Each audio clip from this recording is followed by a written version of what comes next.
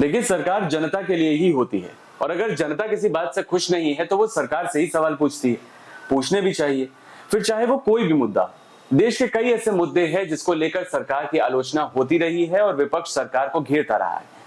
देखिए, विपक्ष का तो काम यही है कि वो सरकार की नीतियों पर सवाल उठाए, वरना सत्ता में वो आएंगे कैसे। लेकिन बतौर नागरिक हमें तो सभी बातें देखनी चाहिए ना।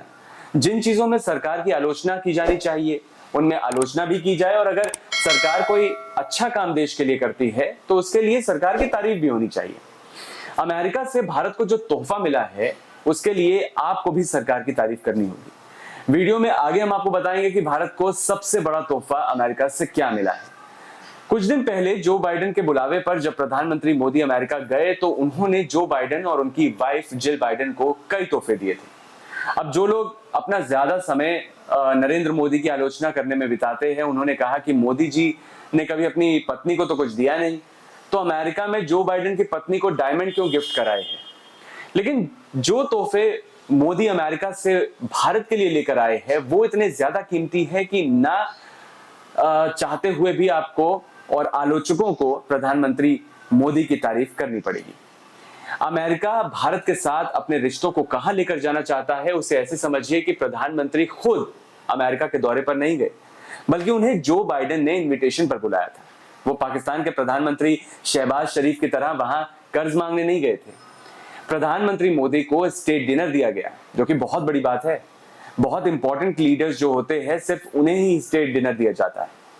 पीएम मोदी ने अमेरिकी कांग्रेस को भी संबोधित किया। इसके साथ ही अमेरिकी कांग्रेस को प्रधानमंत्री के रूप में 2 बार संबोधित करने वाले मोदी भारत के पहले प्रधानमंत्री भी बन गए। भारत के लिए यह भी एक बहुत बड़ी उपलब्धि थी। American joint session of Congress में नरेंद्र मोदी ने दूसरी बार स्पीच दी।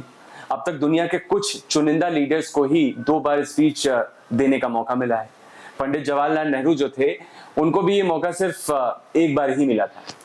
इस दौरे में भारत और अमेरिका के बीच डिफेंस, स्पेस, ट्रेड और H-1B वीजा जैसे कई बड़े मुद्दों पर डील हुई।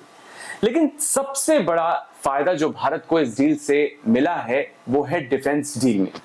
और इस डील को जानने के बाद पाकिस्तान तो इस वक्त बुरी तरह बौखलाया पड़ा होगा। अमेरिका में पीएम मोदी के स्टेट विजिट के दौरान बात जब डिफेंस डील की आई तो भारत ने अमेरिका से फाइटर जेट नहीं मांगे, बल्कि फाइटर जेट के इंजन बनाने की टेक्नोलॉजी ही हासिल कर ली। हमारा पड़ोसी पाकिस्तान अब तक भारत के खिलाफ इस्तेमाल करने के लिए अमेरिका से जो फाइटर जेट खरीदता रहा उसके इंजन अब भारत में बनेंगे। अमेरिका की जनरल इलेक्ट्रॉनिक्स कंपनी ने इंडिया की हिंदुस्तान एरोनॉटिक्स लिमिटेड यानी हॉल के साथ एक अग्रीमेंट साइन किया, जिसके तहत अब इंडियन एयरफोर्स के लिए फाइटर जेट इंजन भारत में बनाए जाएंगे। देख रहे हैं कितनी बड़ी बात है। इन इंजन्स को भारत अपने हल्के लड़ाकू विमान तेजस MK2 में इस्तेमाल करेगा। इसके अलावा भी आपको बताते हैं कि H-1B वीजा को लेकर भी भारतीयों को एक बहुत बड़ी राहत मिली है। पहले ही जान लीजिए कि H-1B वीजा होता क्या है।